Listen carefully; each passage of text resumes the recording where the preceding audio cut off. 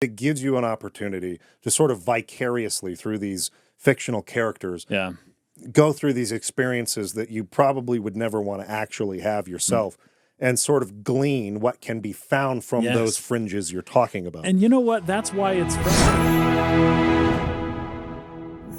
What's up? Welcome back to the State of the Arc podcast. My name is Mike. My name's Kason. And you are watching the primer episode 0. Episode 0. Of our Planescape Torment series.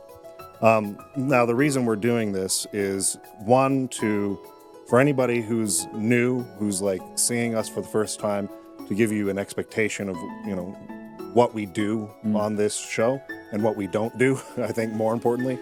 And then for returning viewers to let you know what's going to be different about the format of the podcast moving forward. We're going to talk a little bit about what makes Planescape special, why it was selected for this podcast series. We're going to talk a little bit about our individual playthroughs and maybe some of the things that we did differently, because there's so many different ways you can play this game. It's freaking crazy. Give some maybe first impressions because this is your first time playing it. And things like that. And as always, with our show, our feelings at the start tend to not be the same as they are by the end. That's usually the case. They really kind of are liquid. They evolve, So anyway, let's just get started with the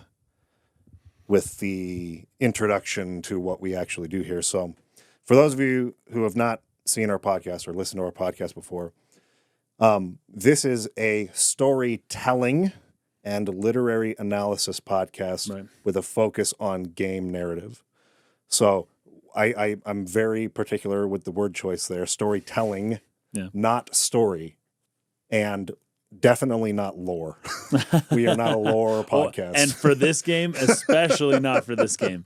No. This game links up into a lot of different other spin-off. It's part of the Dungeons and Dragons. Yeah, Dungeons and Dragons universe. Yeah, and there's a lot of references throughout it as well, and we're not getting into those. Yes.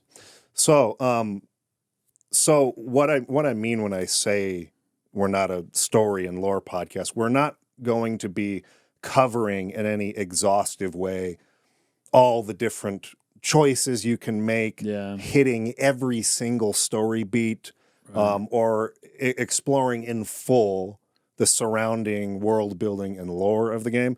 Those things will come up. Oh, of course. But it's always going to be in service to our main goal, which is to break down the storytelling techniques, the underlying philosophy, and particularly for this game, a lot of philosophy to get into. Oh, yeah. And then the core thematic elements. What is it that we think that the storytellers were trying to say with this piece, with this work, right? So that's what we do. And so I always try to make a point to say that at the beginning, because some people, while the podcast is going on, will say, "Oh, you didn't cover this conversation or this plot point or whatever." And it's not that we missed it necessarily, as much as maybe we just don't have something that stuck out to us that leads into a conversation about that core thing we're trying to get at.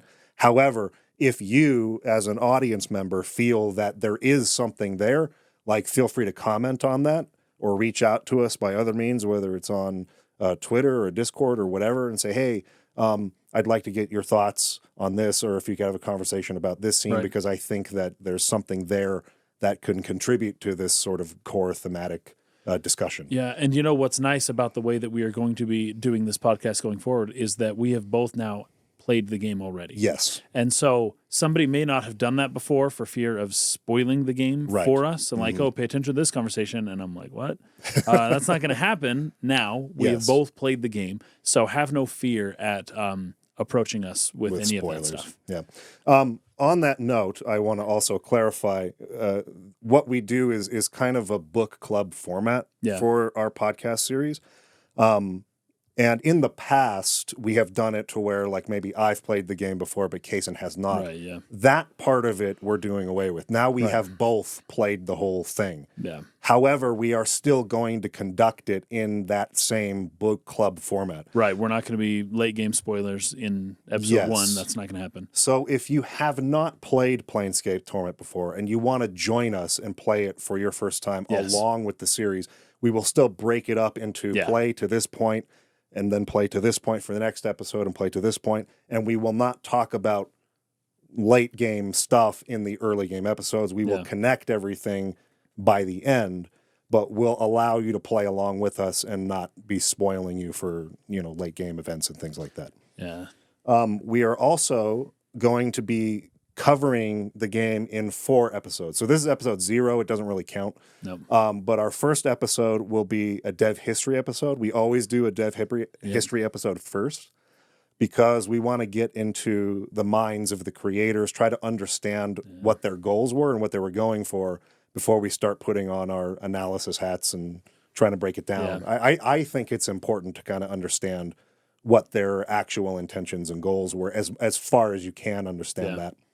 In order to have a really complete analysis. I'm not a death of the author guy. I'm not my interpretation is all I care about. That I'm going to put that in there, obviously, my own thoughts, but we like to try as best we can to understand the minds of the creators. Yeah. So that's going to be episode 1, which will come out next week. And then we will be splitting the game up into 3 acts, so to speak. And I will break those down for you right now. So in episode 2 of the series, which is where we'll actually start playing the game, we will be playing from the mortuary, basically the start, where you wake up at the beginning, all the way through escaping the hive, basically getting out of what's called the hive area. That covers a lot of ground in terms of like hours played, or can, depending on how you do it. But in terms of story stuff, it's it'll be fine. Yes. We'll be good. There's not necessarily a ton in terms of like straight like plot progression that happens there. It's all just in this one area. There's a lot of potential points out there, but you don't know which threads you're going to follow or not. Right. And it is still very intriguing. Yeah. A lot of side quests, a lot of things that can really fill up many, many hours of gameplay, but are not necessarily essential. So the reason we want to get this out now is because maybe you want to start now because it might take you a week or 2 to get up to the point I'm talking about in escaping the hive or whatever. Okay. So part 2 will be the lower ward and the clerk's ward. We'll basically just be going through those 2 areas. Okay. And then the final episode will be covering Ravel's Maze through the Fortress of Regrets. Through the end of the game. And the end of the game. Okay. So that's how we're going to be breaking up each of the 3 episodes talking about the gameplay. That's kind of what I feel like is a good sort of breaking point for 3 acts of the story. Okay. And that's kind of going to be kind of the way that we end up running these in the future for those of you who are, longtime followers of the podcast. There's going to be no more 20 episodes Xenogears podcast series. Nope. We're going to be doing pretty much all of our stuff in 4 episodes moving forward. And many of you might be like, well, that's not going to be possible for these really long games. We'll see. In the way that we're covering it, I think it really, really will be. Yeah. Because we won't be doing like summary throughout the episodes and really getting like encumbered that way, I guess. Like, then this scene happens, and what did you take any notes there? And then this happens, and we'll do a short summary of the material that will be covered in that episode at the start. And then we'll dive into all of it, and then just go into our notes and not be worried about okay, we got to be sequential or whatever. So I think it'll move a lot faster, but we're not going to lose much there in terms of like the actual talking points that we would have brought up. Yeah. So just wanted to get all of that out of the way to give you an expectation of how we're going to be covering this. Maybe if you want to join us, what you should be playing and when you should have that done by. So what I would say is get through escaping the hive or leaving the hive area of the game in 2 weeks from when this releases. because that's when we will be covering that portion of the game. So you got 2 weeks to get through at least that. Wasn't there an old game called Escape from the Hive? It's like an 80s. I think it was an 80s game. I don't remember. An old game. I do not remember. I remember little about it as well, except for the name of it. I don't think I've No, heard you know of it, what? but- You know what? Who was the Il Mitch? Do you remember Il Oh, Mitch? I totally remember Il Mitch. Okay. Yeah. Il Mitch, in one of his raps, he referenced Escape from the Hive. That was a really great game, is what he said. I forgot about Il Mitch. I haven't thought about him in a my long gosh, time. that As soon so as you said freaking Escape funny. the Hive, though. That's so funny. Good Anyway, stuff. so that's kind of what to expect from us. Yeah. I also want to talk a little bit about what it is that makes this game special, because on this channel, basically since the start, I think most of our audience kind of come from the genre of RPGs. Well, JRPGs is kind of has been like the main sort of thing we've covered, both on this podcast and just on the channel in general. And so this game is not that. Yeah. It plays nothing like that type of RPG. It actually plays more like an MMO. Yeah. Where you got your text box and you're just circling your characters and clicking around, kind of like World of Warcraft or something like that. Yeah, I mean, World of Warcraft and online games like that kind of evolved from this sort of genre, this type of RPG. Yeah. And so it's a game that I expect, and I don't even really blame anybody who would feel this way. I expect a lot of our audience to not really love as a game. I also feel similarly. There are many points in this game where I was a little bit frustrated by the gameplay, or like certain pacing issues or whatever. No, I've done this. I've done this several times throughout the podcast. This is usually a thing, and I usually try to do this, but I have not told you this yet. Yeah, I played the original. Not the enhanced edition. I purposefully played the original version. That's excellent. It's available on Good Old Games. Yeah, and they had a sale. It was like $3. Yeah, right. It's a really it's cheap very game. cheap. Yeah. And you get the enhanced edition and the original version. Oh, you get them both. Yeah. Nice. And I was like, this has always been an interesting thing. When we did Nier, we both played like a different version. Yeah. With Tactics, I played the original. You played the War of the Lions. I thought it would be fun to play the original game. Great idea. And then you played the I played the enhanced edition. The enhanced edition. Mm-hmm. Okay, that'll be fun. Yeah. So the biggest difference I can tell is that the older version was zoomed in a lot more. The enhanced edition, you get a wider field of view. Well, you can actually zoom in and out in the enhanced edition. That I makes don't know sense. if you can do that in the original. I haven't played the original. I've played the enhanced edition twice, but I don't know if it's possible to like zoom in and out. But you can change your very nice perspective in the enhanced edidition. Okay. Well, I don't want to say whether you can or can't necessarily. Actually, I just did what it defaulted me to. Yeah. So yeah, that was actually really helpful. In fact, that you could do that, because when it's real zoomed in like that, it's like you're clicking like way more just to like continue moving, and then it's got that wide field of view. You can click much less. Yes. So I would zoom in because I was recording my playthrough. Right. I would zoom in for like conversations and like to get a closer look at the characters. Even though, okay, I don't know about the remaster, but there wasn't much to see. Yeah, I should say that too. So this is a text adventure for the JRPG loving audience that we have. I think I used to not be a very big fan of this genre, like Planescape, the Baldur's Gates, Knights of the Old Republic. Like that particular genre of RPG did not appeal to me a lot growing up. Right. And more so with this and with Baldur's Gate than with, say, Knights of the Old Republic. But in particular for these games, because there's so little in terms of like presentational flair. There's very little animation or voice acting or really any scene direction to speak of.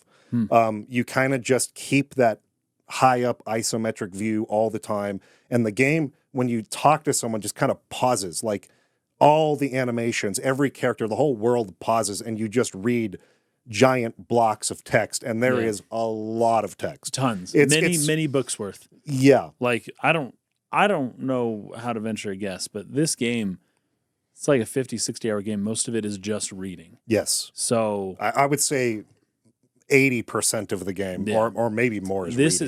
is many tomes of writing. And it's all well written, too. Yes. It's very fun to read. Yes. So if you haven't played it before, it's probably important to know that before going into it.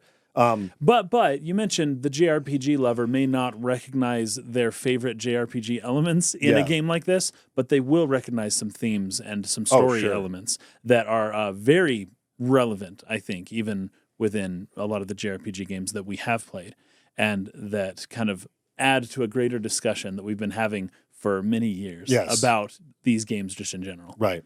And so that's why it's a special game. That's kind of what I'm coming around to is the game's story is absolutely phenomenal. Yeah, it's very good. The game as a game, I'm not sure I would call it phenomenal. Is not the word I would use. Right. Okay. I don't want to say it's bad either, though, because I don't feel that way. It just is what it is. I would have said that when I was a kid. I would have thought this was very boring. Right.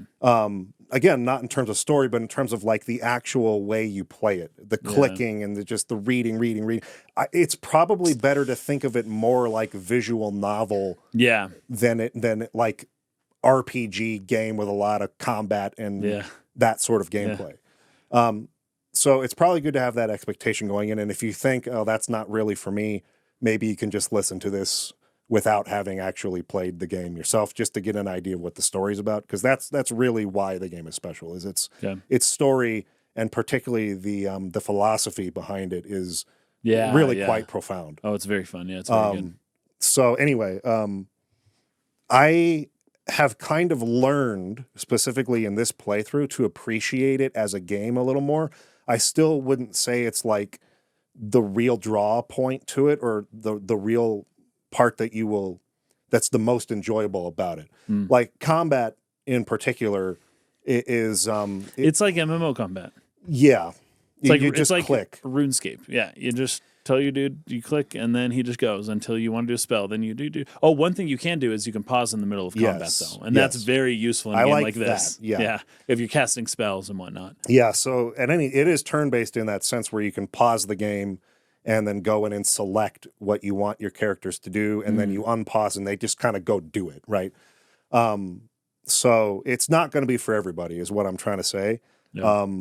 So I'm not going to blame anybody who's like, this is wearing me out. I'm not sure I can like push through this. This is not my kind of game. Well, but I do want to say that the story is worth it, even if it's you just do it one time, you push through it for one playthrough, to have played something that is considered, I think rightly, one of the great classic RPGs of all time.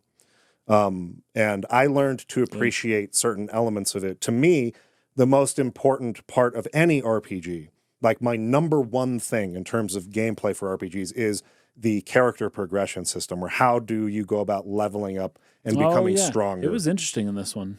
Yeah, and I like it. And as long as that element kind of hooks me in an RPG, I'll be able to play it, even if it has maybe lackluster combat or a story that's not like totally engaging for me or something like that. If it's got a good level progression system, or a level progression system that gets me going, oh, I wonder, like, I really got to get to that next level to see, like, whether because I want this spell or whatever it might be, right? Like, at this next level, I can get this, or I can get that, or I'll be able to wear this armor. I'm not talking specifically about this, just in general. Yeah. I really like getting hooked on. I just want to keep progressing the characters and getting stronger with the characters. Final Fantasy XII Zodiac Age did that very well, I think. Yeah. Yeah. So, in that regard, I think it's fine. I think what people will really struggle with is the amount of text in comparison to gameplay and combat, and then probably just the combat itself. The old adage, well, new adage, I suppose, show, don't tell, does not apply to this game. It is tell, don't show. That is this game. Tell. But it also might be worth advising people a little bit at the very beginning when you're kind of choosing the attributes of your character, Right. you will not see all of the dialogue options that Mike and I may be discussing. Yes. Unless you give your character plenty of wisdom, charisma, and intelligence. That's what really opens the door in the conversation tree, the dialogue trees, to be able to see that stuff. So if you're not seeing what we're seeing, that's probably why. Yes. So you don't have to play it like we play it, but I basically became a mage because that was the obvious thing to do, given high charisma, intelligence, and wisdom. Yeah. Yeah, that's kind of the way that most players recommend approaching this game, specifically because the game really is about the conversations and the dialogue and making choices in those dialogues. Yeah. That's really like what the main bulk of the game is actually focused on. And so in order to get the most out of that, it is better to have high wisdom, high intelligence, high charisma, like you're saying. I ended up kind of as the next priority as I was leveling up, focusing on dexterity. So that I could play a thief class or a rogue class. Because there's a lot of stuff where it's like, hey, you could do this whole quest, or you could just steal it. Yes, right. And so many times my hands were too slow. I couldn't steal it, and it would cause problems. And yeah, I ended up going that way too. So I did kind of a dual class where it was like mage and thief were kind of like the two main things I focused on. And I do agree that that's kind of like the most enjoyable way to go about it. But you don't have to. And then that's really another point I want to make. There are so many different ways you can approach the conflicts or problems you come up with in this. You can't necessarily do like true pacifist in any way. There are certain battles you have to fight. Yeah. But I think Mort tells you at the very beginning, he says, just so you know, you run faster than most enemies. Yes. And use that to your advantage. Yes. You can resolve many, many conflicts through talking and through dialogue rather than just fighting. And again, that's going to come through high wisdom and intelligence and charisma. Yeah. But if you go for like a strength build or something like that, you know, it's not like you're going to have a terrible time. You'll probably end up fighting a lot more. Maybe that's a good thing in your eyes. Sure. But you won't recognize a lot of the stuff we talk about, but that's fine. I don't know how different it is though. I really don't. Yeah. And that's going to be interesting to see. And that's why we really like to make this kind of like a book club format, because we like to get the varying experiences of the viewers who are watching and playing along with us. And I think we'll get that to a higher degree here than probably we ever have on any game we've covered before. Because there's just so many different kind of like ways to do something. Yeah. And I really like that. I think the questing is really quite strong in this. I'm about to release a Dragon's Dogma 2 review. Oh, nice. On the channel. It's a game that I really love the first one. We did a review on that a few months ago. But I love it. And one of the things I loved about it the most was its questing for that very reason.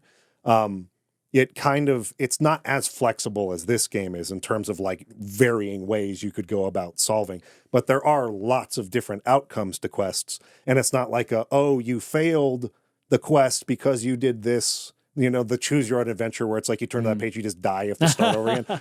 A lot of RPGs do it that way. And there's like a single sort of like success state and maybe a couple of different failure states for it. Dragon's Dogma doesn't do that. There's several different success states. And maybe the quest goes badly and it ends badly, but you still completed the quest. Okay. Right. And so that's kind of how this is, but to even a greater degree. Where there are many different ways it can end. Characters could be killed off permanently or not. It's just there's a wide range of ways you can approach this. And so I think it'll be really nice to see from the other viewers who are watching how their particular game went or whatever. So we'll be keeping up with the comments and things like that, and we want to make it kind of collaborative with our audience in that way, so that we're all kind of talking about, this is what I did, and this is what I did. So feel free to do that. Feel free to get engaged that way. You can do it either in the comments on YouTube, or you can join our Discord. We have like a Patreon, not a Patreon, a Discord channel specifically for the podcast where we discuss like what's going on that week in the podcast. You can come there and share stuff, or just send me a personal message. I enjoy those too. As you're talking, I think of a note that I can't say now because it's a spoiler, but I have to write it down now before I forget it, so I apologize. It's probably getting pretty close to time now to go ahead and do that, because I do want to talk about the choices that we individually made and give people an idea of what we did, so that if maybe they want to bring up something different, they can play the game differently. Say a veteran of Planescape who's watching this, right? Yeah. And they know what we did. They can go purposefully do something different to kind of refresh, okay, this is how this can go. And then they can bring those experiences to it as well. I would not fault anybody for playing this with a guide. This is not one of those games where it's like, oh, you're cheating if you played it with a guide. In fact, I think it's actually more enjoyable to have something that you're referencing, to kind of like, because, you know, I want to play this type of character. Like, let's say it's a lawful good character or something like that, right? It's not always obvious which choices do what. It's not, but also there are just so many additional things you can do to boost those kinds of stats in order for you to see the dialogues you want to see, that it's actually beneficial to be able to reference a guide a little bit. The first time I played the game many years ago, I had a viewer who was like sitting in with me and sort of like guiding me through it. And this time I played it with a guide and with a specific build in mind and a way I wanted to go about it. Nice. And I think that it's a much better experience if you have a very sort of goal-oriented, like, this is what I want out of this playthrough. I could see it playing it blind being fun in the sense that you're just going to see what happens, I guess, and accept the consequences. Right. So some players, like let's say with tactical RPGs, which we've done a lot of on our channel, who like permadeath and like if a character dies, I'm not resetting the battle. I'm just going to accept the consequences and go through it. If you're like that kind of player and you just like to this will be fun for you. Playing blind will be just fine. So go ahead and do that. But if you're not, save often. And you'll be good. Save all the time. Yeah. I mean, like, literally after every conversation or before a conversation, save, autosave all the time. Yeah. Because you can really like mess up your playthrough with that kind of goal-oriented build in mind by making a bad choice or killing off a character you didn't mean to, or end up engaging somebody you didn't want to fight or whatever. And that's very easy to do. If you don't want the game spoiled at all, you don't want to know anything about the story going into it, this is probably the time to click away at this point, because we're going to be talking about our individual playthroughs and what we did. So there's your warning, and we're proceeding into that now. Okay, now with that out of the way, now spoiler warning, we're going to talk about our individual playthroughs. So I kind of wanted to start off with you here, because this was your first playthrough of the game. Yeah. I had played it before. I did not know what I was expecting. I didn't. This I purposefully snuck up on me. did not tell you anything about what kind of game it is or anything. I knew nothing. And maybe I should have, since we're doing that for our audience. But I'm curious to see what your experience was. Was it mostly frustrating? Was it mostly good? So there were some very frustrating elements. One of the things that I actually was drawn to initially, but I quickly grew fatigued from, is how gross everything is. I underestimated my squeamishness playing this game. You get it, you dive right into it at the very beginning, and it just does not get any better until the very end of the game. Yeah. People, it is just, everyone is disease-ridden and dying and dead and all of that at once. And it's fine. I can take it, but you know, well, the trouble wasn't so much that like I was like, oh, I can't play this game. The trouble was that I had difficulty wanting to continue playing the game, because I was like, I don't know, am I prepared for this? Am I prepared for some more like formaldehyde science experiments to talk to each other? And like the text is quite descriptive with a lot of this stuff too. And so it just affected my desire to play the game sometimes, and maybe made me take longer finishing this game than I otherwise would have. I was excited about the story, the philosophy, the themes, all of that, but I was not excited to experience the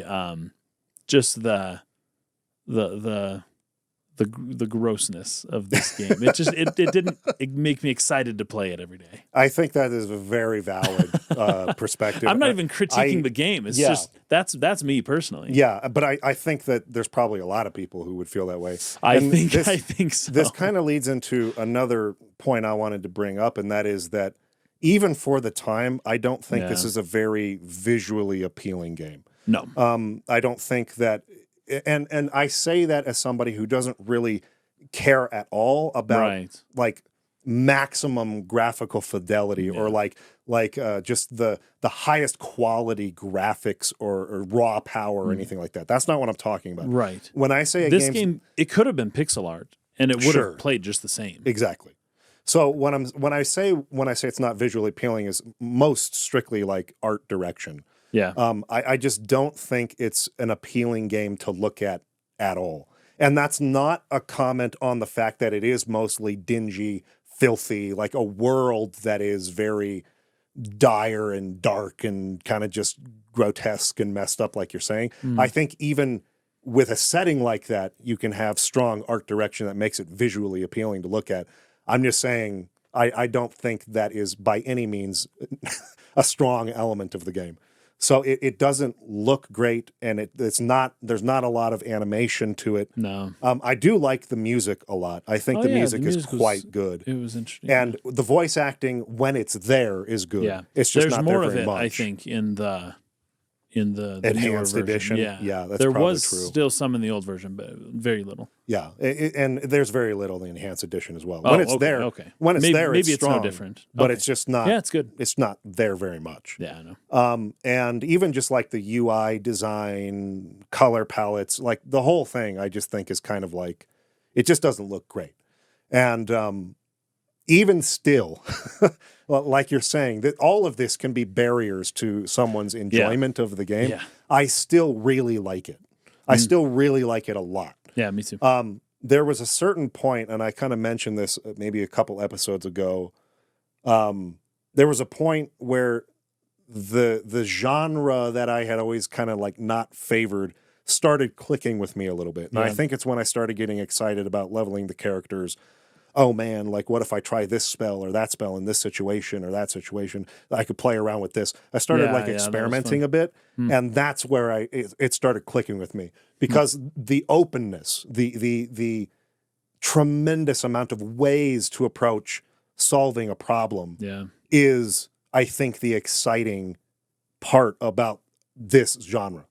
It's not like this linear sort of like straightforward road and this story that's being told in this very rigid way with characters that are well defined by the creator of the story or whatever, like most JRPGs are. Yeah. And what that does is allow for more presentational flair, more focus on the event scene direction, and kind of really nailing from a presentation standpoint, like a high level of like quality and polish.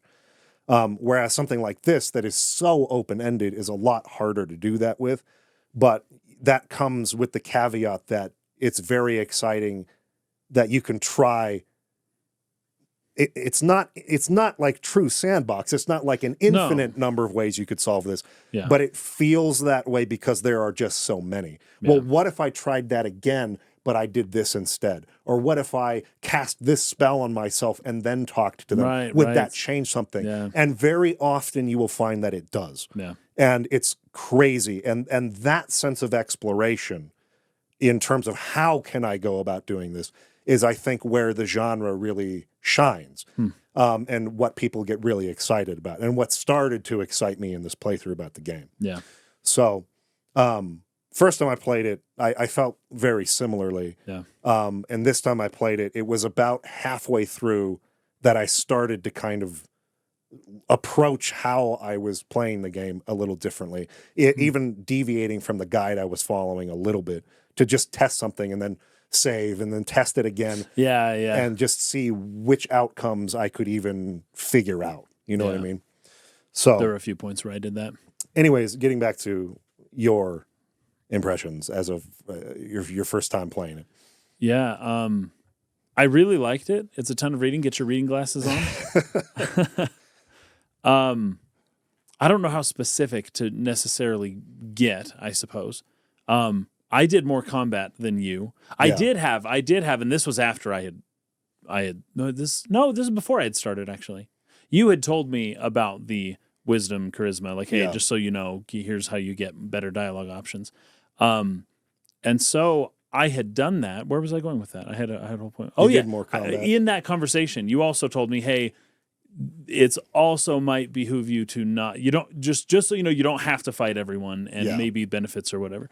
Well, I fought a lot more often than I wanted to. And it was because I was thinking like, oh, I'm going to maybe not be pacifist, but I'm going to fight as little as possible.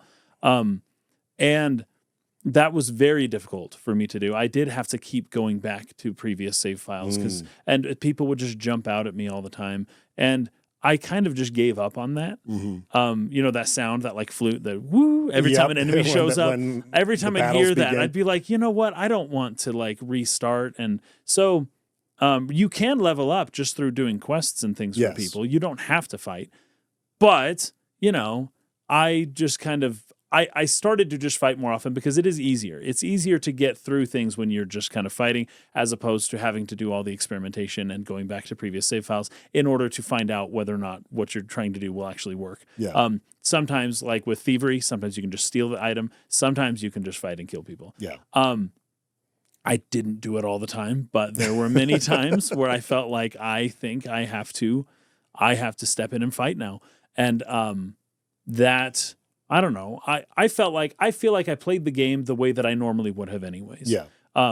Instead of trying to make some pacifist type run thing work, which isn't totally possible anyways, I ended up really just kind of using my better judgment in terms of, all right, who gets to live and who gets to die against Gandalf's advice. That is more or less the way that I approach the game. Well, and the other thing that I think is pretty unique about this game too, in terms of ethics and morality, even if you are kind of a person who kills a lot in this game, you're probably still more ethically justified than like 90% of the characters you encounter here.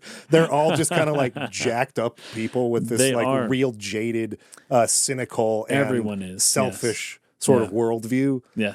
And so like it's not like you should feel bad about getting in combat with these people. They're not necessarily like and most great of them people. Are already dead in a way, one way or another. I had such trouble, and a lot of them aren't even really human, which is strange.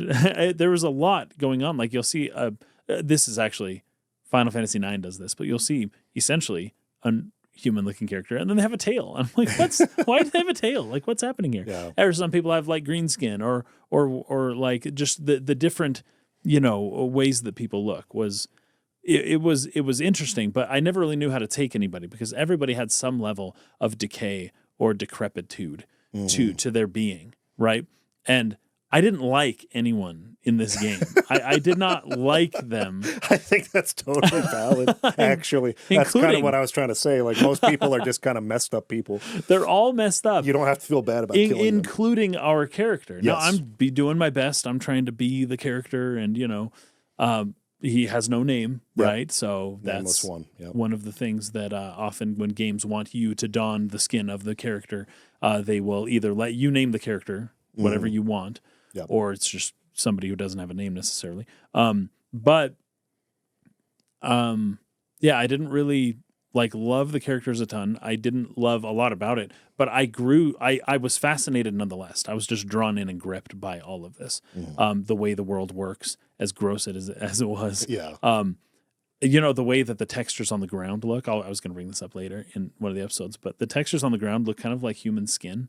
Like flesh, like And even like the map, when you pull up the map, it's like drawn or tattooed on flesh. Which is crazy. And then there are certain places where you can see what are clearly meant to represent trees, but look more like hair follicles coming out of skin.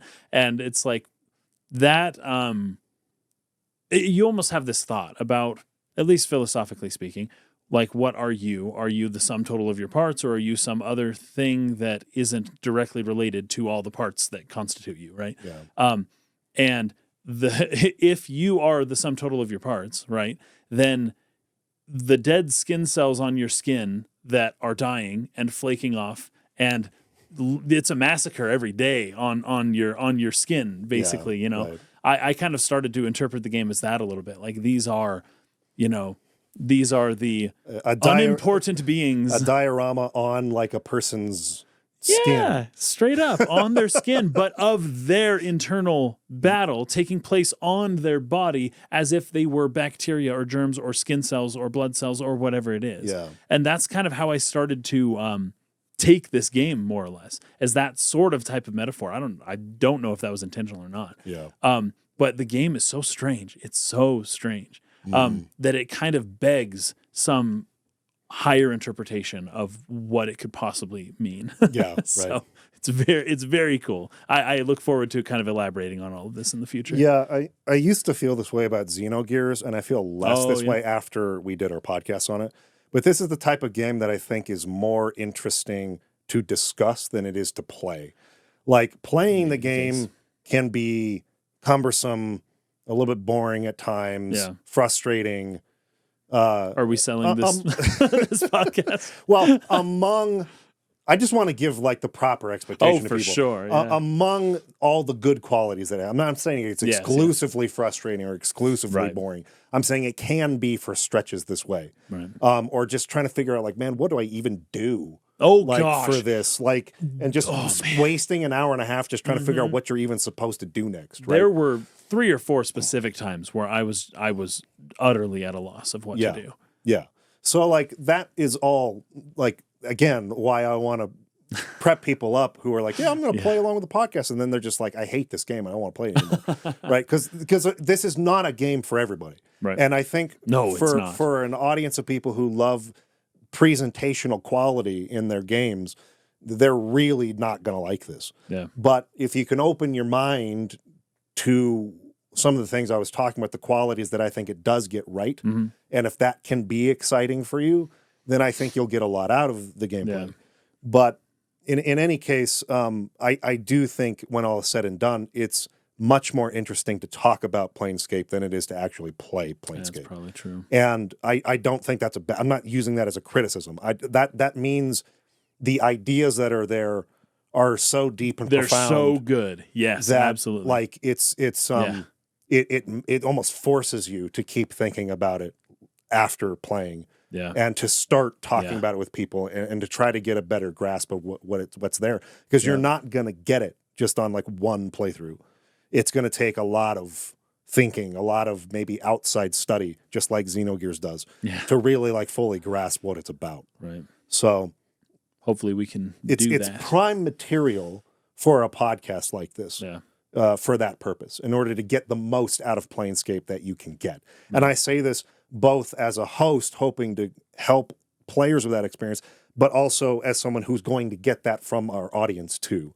And that's the same way it was with Xenogears. There's a lot of things we talked about that maybe we didn't get, and then a commenter would come in and like, that's a point I didn't even think about. That's crazy, right?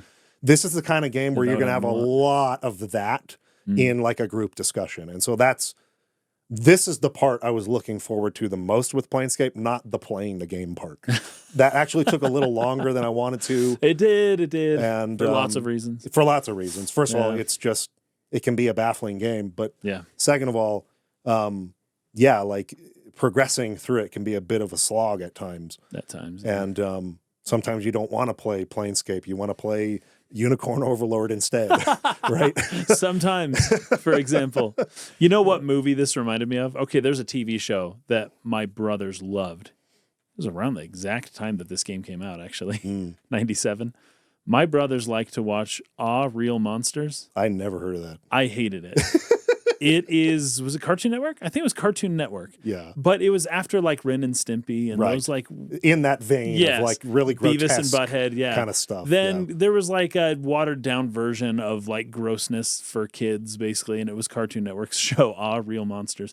I hated that show. It was just gross. It was just gross all the time. I never wanted to watch it. But once it was on, I could handle it, but I didn't like the idea of watching it.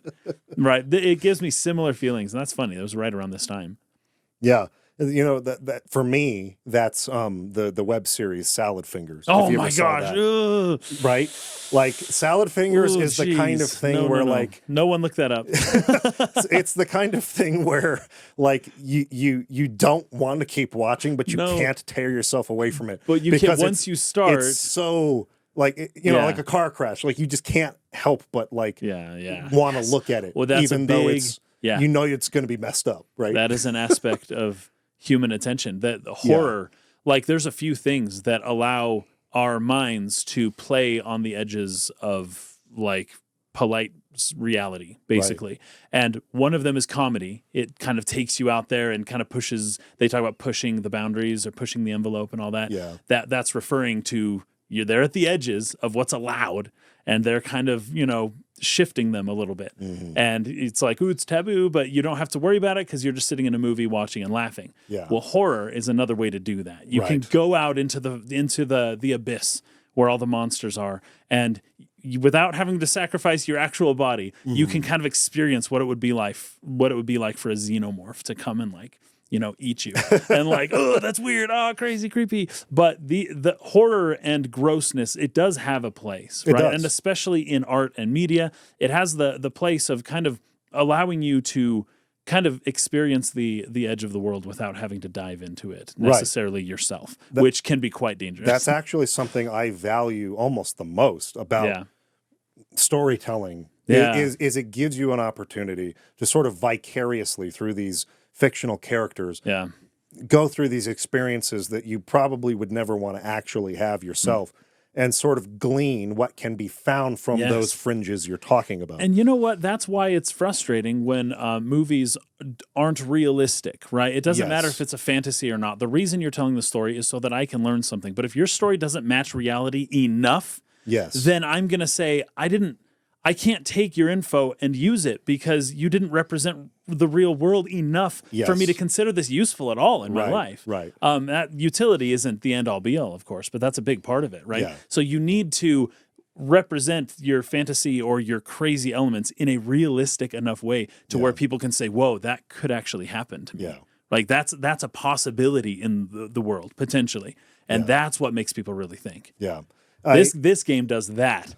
Like very well. Really well. Because like it's not a possible world necessarily that they're in, but the situations all feel very real. Yes. And so you feel your mind kind of dabbling at the edges of the universe a little bit, kind of able to experience these things that you never would want to experience ever in your life. And I mean that. Yeah. It was I won't call it a point of contention necessarily, but at least a strong point of disagreement I've had with my mother about media in general throughout my life, where she considers things that include these kinds of the edgy stuff as being trash. Like we don't want to subject ourselves to those types of feelings. Right? Like that's dark. That's that makes me feel a certain way, and that's trashy, right? And she's right. Yes. But it's important to have those experiences. Exactly. In fact, this goes back to a little bit of what we talked about in the waifu episode that we did. Yes. And I got to thinking about that a lot, actually, because well, for a lot of reasons, but one of them being the thing that I kept thinking about that I kind of helps as an analogy to kind of help people swallow the pill that is difficult to swallow sometimes when people are doing things that trigger that gag reflex. Is that, the concept of a vaccine, the concept of giving yourself in a safe, controlled environment a small amount of the thing that could kill you. Yes. Like a very deadly thing. Or if it's attenuated or if it's like a dead virus, then you have to pair it with something else. And, there is some danger to that, right? But if you don't, and then you meet the full thing head on, you are in trouble, right? Yeah. And that's kind of what these movies are. Now, obviously, things go wrong, and maybe some people do lose it from watching a movie. Like I heard Exorcist, and I've heard stories about people who really maybe weren't prepared for that movie. Maybe the amount of dead virus, or the amount of attenuated virus in the vaccine was a little too much, and they had a negative effect. This happens, their specific situation. Right, there are some people. It's like a vaccine is safe for like the majority, there are those negative effects. Those few who are going to have a bad effect. And so then you talk about like experiencing horror in a film, right? And it's like this is the moon. This is a vaccine. This is all kinds of things that we have experience with in the world. That this is a way for you to experience the just disgusting. And life is gross. Yeah, life is disgusting. I have this nausea about it, but it's like, but at the same time, like if you could see the inside of your own body, you would probably, well, I don't know what you would do, but you wouldn't be so excited, you know? And especially, anyways, I think my point is more or less made at this point that a horror and grossness, it has its place, but you don't want to experience it all at once. And movies and games and books, they allow you to experience some of this in a way that is safe and controlled, and that you don't have to necessarily like put yourself at serious risk. Yeah. I think that's a really, really good point. And it's basically the foundation of my argument when I talk to my mom about this very thing. It's like, listen, I'm never going to, for instance, like probably a fight in a war or something like that, but to have an actual realistic depiction of that, as horrible as it is to watch and as gut-wrenching as that might be, like it's important for me to see that, to understand what these people actually sacrificed or whatever. What's happening. It totally changes your perspective on the whole thing.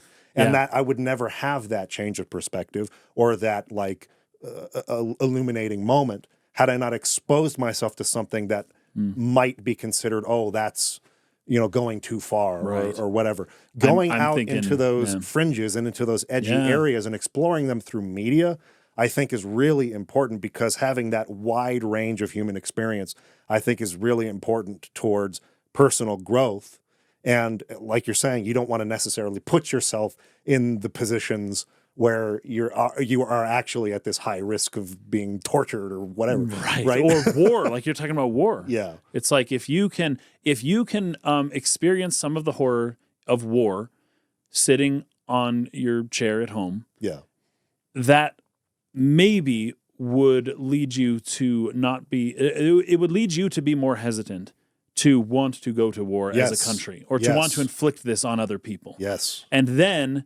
If enough people in something like a democracy experience that same artwork and have that same reaction, then you should see less war in the world. I don't know that actually is happening, but theoretically, there would be a move to kind of end that and say, hey, we can stop doing some this other now. way. Now there's always some economic or geopolitical reason why war will continue to happen, but at the very least, you should not be. You'd get more resistance party from people rather than people being on board or accepting the propaganda of why it's necessary to do. There's always I mean, it's happening now too. You just see it. It's so easy to just like jump in and be like, yes, time to kill those people. But do you really know what that looks like and how that makes you feel? Do you know what you're saying? Do you really know? Yeah. And so that's and why. And even in a movie, no, you still don't really know. No. But not experientially anyways, but you've got a better idea than you did before when it was all, heroes and everything's clean. This is why I enjoyed Hellblade: Senua's Sacrifice so much, because it gave me, like, again, this really tiny taste of what it might be like to suffer with symptoms like that of psychosis, right? Well, I guess psychosis is the symptom of the true mental illness. But, it gave me a whole new appreciation for people who go through life living that every day. Oh, totally, yeah. You never would have had that. And I don't actually know what it's like having played that. The only other way to know that is to have the illness. Yes. And, well, no offense if anybody out there has it and is living a perfectly normal life, I accept that that's possible. But, no thank you for me. I would rather not have to have that in order to be empathetic at all. Yeah. It's much better to be able to experience it in a game. Right. And so, I mean... But that being said, some people maybe it was too much for them, or they were too young when they played the game, and maybe it did negatively affect their life, Sure. But for the majority of people, that shouldn't be the case. Yeah. And so having that mindset has actually opened me up a lot in my life to try things I would not have even considered trying as a teenager or a young kid or something like that. I would have thought, oh, that's no way. Like, I got to definitely never go there. Yeah. And I think it's possible to do that, like you say, with an intention in mind.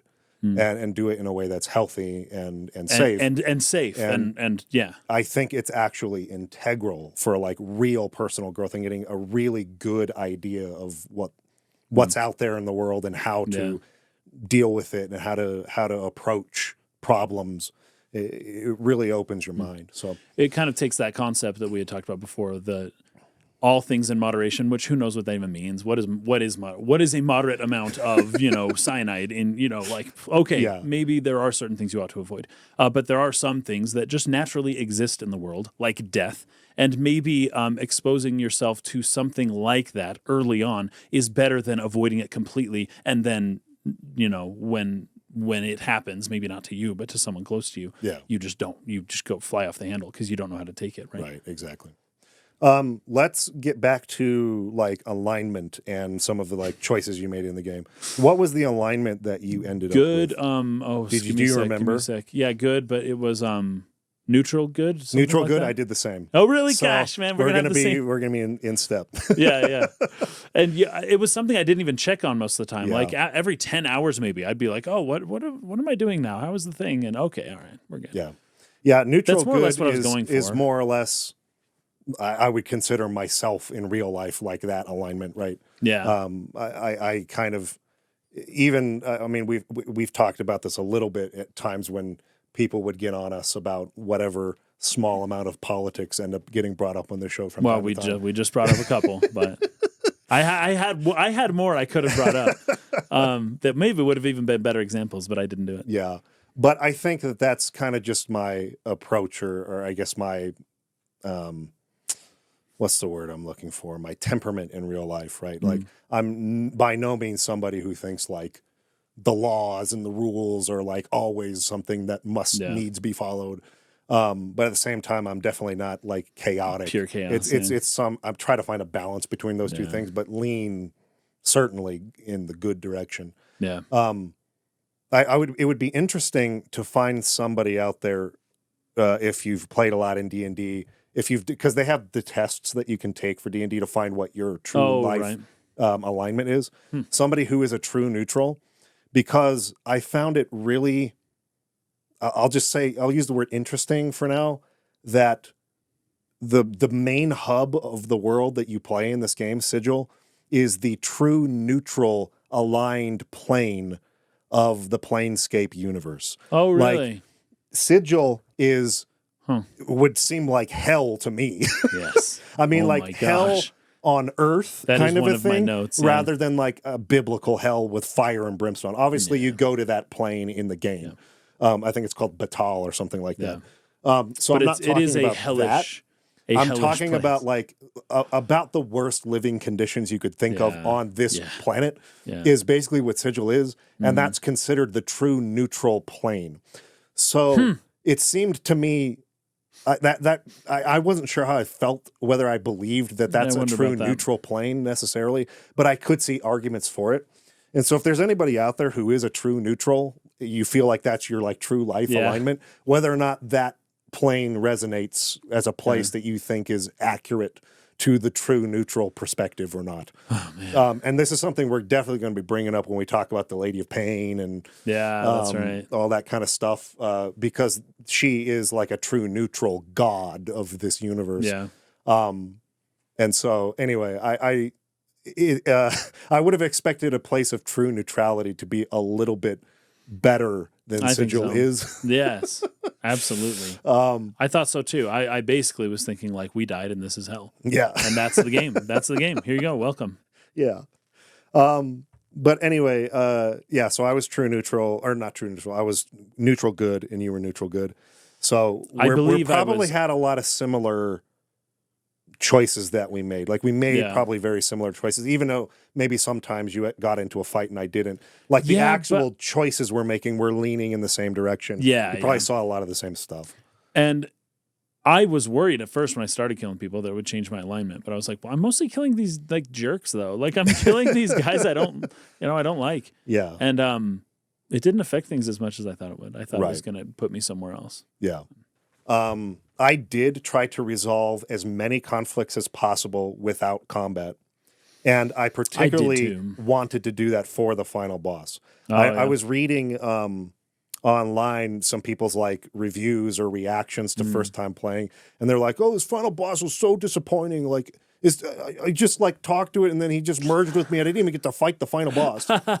This goes a little bit to what we were talking about, I think, in the last episode of the podcast we did on why do we play games as adults or whatever. Yeah. And you said that you had talked to somebody at work or something was like the reason I play the game is for the final boss fight. Some people. And there's two games in particular, this and actually also Fable 2.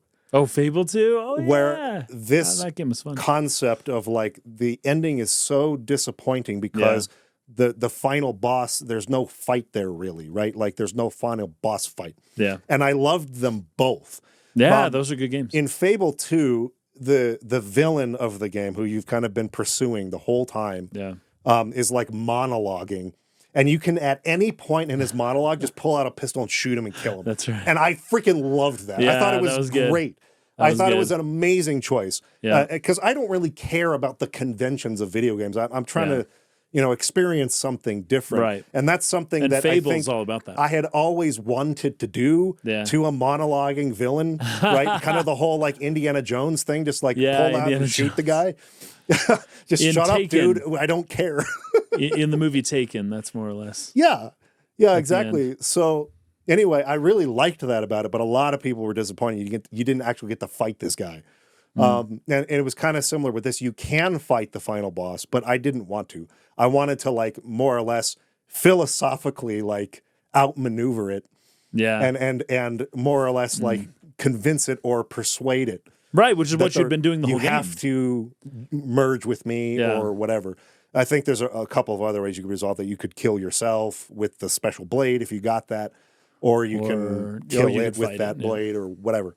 But that was what I tried to do for the most part in the game. If there was a way to resolve this through philosophical outmaneuvering, that was the way I was going to try to go. So a lot of my choices kind of were rooted in that. And so there was probably a lot of fights that I avoided. Not to say, again, there are many, many places where you have no choice. You're just going to have to fight. Yeah. But when I could avoid combat, I did. Okay, so we have Mix here saying, what did you think could change the nature of a man? So this is going to be the big talking point of the final episode. So I don't want to go too much into it now. What can change the nature of a man? Yeah. It's such a big question. But I will say that I chose regret. Not because I think that's the right answer necessarily. I don't think there is a right answer to that question. There are many things that can change the nature of a man. However, I do think regret is this character's reason for the change in his nature, which is why the tower, the final dungeon in the game, is called Tower of Regrets. I think his regret is what changed his nature. So that's what I chose for this playthrough. But I wouldn't choose that if I were choosing my own choice for me as being what has changed my nature in my life. I do have regrets, just like everybody, but it's not like the dominant thing that has made me sort of shift or whatever in my life. Can someone's nature be changed? That is also a very interesting point. That's all that I can think of. Is this even possible? Because by nature, if your nature can be changed, it may not have been your nature to begin with. Yeah, exactly. Nature kind of suggests that's the part of the circular argument here that I think you can't get around if you want to be able to say there is something, because it's like, well, that is included in the nature of a man. I know. So it was your nature to do what you did, almost like fate. Can you change your fate? Well, I don't know, man. Yeah, it's like, well, regret can change in the nature? Well, regret is part of the nature of a man. Exactly. So are you really changing it, or is that just part of the experience itself? of nature? Yeah, exactly. I think that is very true. Yeah. I think that the change in a man is part of his nature. Yes. Yes. I think that the question in and of itself is faulty. Yeah. It's based on a false premise, and I think we'll get into that a little bit. But the characters kind of force you to accept that premise. They say, well, okay, listen, you are changed. Your nature's changed. Okay, now what changed it, right? Like they set the field, they set the board, and then you get to move around on the board, but you don't get to question the rules of the board, of the game within the game. That's a question. That's a discussion for this podcast. Yes, exactly. Outside of the game. Yeah, I think the final episode of this podcast is going to be wild in terms of how many different perspectives and directions. We'll have Max Darrett on for every episode. Yeah. So he'll be, putting in his 2 cents. That'll be exciting. Hopefully we'll have, like I said, Chris Avalon on, the lead writer and designer for the game. Maybe we can get him to kind of pitch in on that conversation a little bit. I really, really want to have him on because I'm so curious as to what he was reading or what were his sources of inspiration, particularly for creating all the different factions and the underlying sort of philosophies and ideologies of those factions. There's so much to talk about there. And I'm just curious as to what he was reading at the time or what he was thinking about when he wrote the story. So hopefully we'll have a chance to do that. But hopefully there's going to be a lot. There's going to be a lot to dive into. But I chose regret. What did you choose there? I don't think I chose regret, but there was like 15. I carefully considered all 15. Yeah. Because I thought it was going to be important. But another unfortunate, I did this probably 3 weeks ago.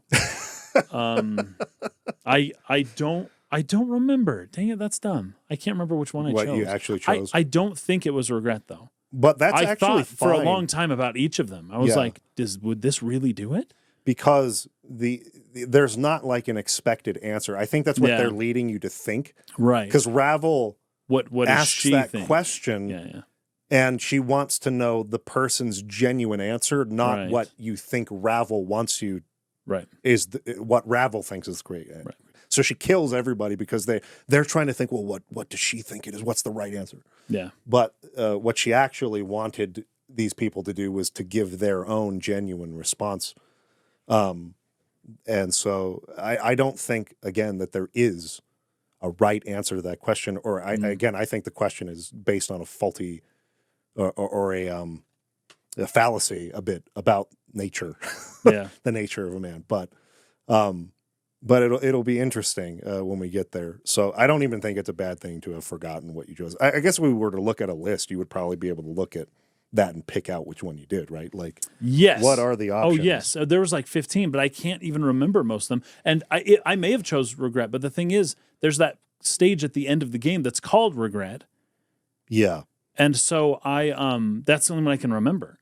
And that seems to be the one that everyone else did. Yeah, a lot of people in the chat here also But chose I regret. remember specifically not doing that, though. Yeah. Okay, what can change the nature of a man? There was like 15. Because at first I read the first like 7. And then you scroll down and there's like a whole bunch There's more. a lot. That's another thing. I forgot to bring this up. You have to scroll. There's a lot of times where you don't even know you can scroll for more answers, and you it's end up choosing something crazy. that you wouldn't have chose because you didn't know the answer was like below a little further. And this was one of those. Yeah. Okay, so we got love. Gosh, that is so low resolution. Yeah, but I see it though. Hatred. No, I see it. Hatred, power, greed, betrayal, death, regret, age, suffering. I almost did suffering. Suffering was close. Success and the planes. You. Okay, so that's it. So love? it's love. It's love. Love is what you chose? Yeah, love is what I chose. And I remember because I first I was there and then I was like, oh my gosh, there's so many more. And I thought so long. And because here's the thing though, I was answering this question as to what Ravel would think. I wasn't answering this for myself. Yes. That's probably partly why I don't really remember you were it. thinking Because what she I was wanted. thinking this. My answer... You would have failed the test. You would have died. Well, totally. My answer's at the bottom. It's you can't change the nature of somebody. The nature is what the thing is. By definition, that's what it is. So, but I do remember I did love. And that was at least in part because for this girl, what I was doing at this point, I was lying to her. I was telling her things that she wanted to hear. Yeah. And so I thought that she would think that love That's a good point. is what changes a person. Because the whole time I was like, hey, you're beautiful, all that stuff. That's a great point. Because in order to even get a lot of the really good dialogue you want to get here, you kind of have to flatter her anyways. So you're already primed through many choices before this to just lie. Flatter her what or does say she what want she to wants hear? you to say. But then she does not want to hear what you think she wants in this. So it's actually a pretty brilliant lead into the trap. Yeah, it is actually. I think I didn't even think of that. That's really, really good. Suffering, I was almost, because I was going to do love and then I realized I could scroll. And then I saw regret was interesting, but suffering was the one. I was like, can suffering, like really, like serious, if you know somebody who's seriously suffered. There's no doubt it does. Basic. All of these things can. I think that's suffering was the next closest for me, other than no, you can't do it. But I didn't want to say that. I've definitely seen people in my life where success changed their nature. Yep. They just totally changed after having a lot of success. They weren't even the same person anymore. I kind of lost contact or whatever. So all of these things, I think, can change. Six God says a beautiful woman, and that is Gilgamesh, the Epic of Gilgamesh. Yep. And Enkidu, his nature gets changed by the girl, I can't remember her name, the temple prostitute. Yeah. Anyway, oh, and the concept of an intellectual brothel was hilarious. That was awesome. I loved it. Yeah, it was great. At first, it was because the first girl you talked to, I think, is Juliet, and I was like, oh, is this really going to be? And then the next one, anyways, the first few, and then the wardrobe dude. I was like, what? This isn't what I thought it was going to be. But as you keep going, you got to some really deep conversations, and especially the storyteller, I thought was wonderful. It was so much fun. There's a lot of things like that in this game. That's another thing about it that I think is just really brilliant, that feels so creative and just like out of the box. Something you would not expect to see in a story like this. It's something you would never even have conceived of. I don't know if in my entire life I would have ever thought of the concept of like an intellectual brothel. Like this game is filled, its world is filled with little sort of like, what's the word I'm looking for? Gimmicks. Oh yeah. Like that. Yeah. That make this world feel so original and unique and unlike anything you've really seen before. Yeah. And that's just one really strong example of that, but it's just riddled with that kind of thing. Just totally off the wall stuff you just can't possibly have expected to encounter. So that's another really great thing about it. Mix had asked previously though, did you end up in a faction? I did. Which one did you end up with? So I joined the Dustmen first. Me too. because there were some quests there that I wanted to do, and I wanted to be able to like get back inside of the mortuary again. But I learned later you can just say basically I want to visit Diori, whatever her name is. Dioria's. I want to pay respects. I want to pay respects to this dead person, and they'll just let you back in. Yeah, I remember that. But I joined it for a couple of reasons. There were some quests I wanted to do. I wanted to do some investigation into where these bodies were coming from, right? Yes, and from Farod. They ask you, to investigate that. But I left that faction and I joined, what's the one in the lower ward? The dudes who are like kind of like the guards. Yeah. I'm terrible with names. I seriously have like a problem where I can't remember names and things. Me too. I really struggle with it. Someone's going to tell me here in a second. The Godsmen. Godsmen. Yes. So I joined them because there's some really cool stuff in there too. Yeah. I don't know if you did. I did. So you went in. Okay. Yeah, I did. So I joined the Godsmen, and then you joined the Sensates. I did join the Sensates. I actually treated these factions not... You're not actually personally don't agree with any of them. Lying to get entry. But I would change pretty quickly. And often they would tell me, "Oh, the dustmen don't like it if you change. If you change, they'll never take you back." I'm like, "Okay, that's fine. whatever." I lied in the first place. I know? Yeah, I'm yeah. like it's like the Lied, option is yes, lie. or Yes, I truth, swear yes. my allegiance or Yes. loyalty or whatever. I was like, I don't really give a fetch about these guys. I just Right. want access to the quests. So I joined probably 3 of them, but I ended up as a Zensate at the end. That's because Yeah. that's the last one I did. I'm trying to think. But that doesn't mean because what they believe the multiverse can be comprehended only through the 5 senses, something Yeah. like that. I was don't know about that. considering for a while becoming a chaosman. Those people that just like howl like wolves and just like do random weird stuff every now and then. Oh, the craziest people in this game. There's another quest you can do around the whole Godsman quest leads to a revelation, and there's people. Wait, they're not from the Chaos Guild though. They're from another one that are like assassins. So it's not Chaos. Okay. What's the one I'm thinking of? I can't remember their names. They plot an assassination of somebody in the Godsman Guild. I think it's that guy whose son. I don't remember the name. Revolutionary League, is that what they're called? Yeah, there's the anarchists too. Yeah, they're the anarchist group. I there think, you go. Okay, is the Revolutionary League. They're the anarchist guys. I never even had an opportunity to join them. I was really considering joining them. Yeah, because it's all through that Godsman quest that you encounter some of them who have infiltrated the Godsman Guild, like faction, and you discover that they're trying to dismantle or figure out what that secret weapon is that they're building, and destroy it, and then kill the guys responsible. I can't wait to talk to you about that quest. Yeah. Man. Anyway, I considered that, but I didn't end up doing it. So I think I just did the 2. I just did Dustman at the beginning, and then I joined the Godsman later. And I never ended up joining Sensates. There's another way to do it. I did join the Godsman as well, but I wasn't in for very long. Yeah. I think that's the faction I ended in, I guess, would have been Godsman. So, but there's several more. But we'll see what other people did. And we'll see. I think what'll be really interesting, we'll probably do this in the first episode where we're covering the actual game after the Dev History episode. Which faction do you most agree with or align with? I think that'll be really interesting to get people's perspective on that. Like, which ideology is like the most ethical of all these crazy freaking ideologies? Because they all have their costs and their benefits. Yeah, for sure. What was your ending like? Did you see the scene with the bronze sphere? Yes, I had the bronze sphere at the end of the game. So using that is what gets you into his like subconscious where you meet the 3 other carnations, right? Oh yeah, you have to use the bronze sphere in order to even see that scene. And man, you're missing out on so much if you miss that. If you didn't keep the bronze sphere or even ever retrieve it to begin with, because I think Farad is one who drops it when he dies, you have to go all the way back in there and pick it up off his corpse. His death was unexpected. Yeah, it was crazy.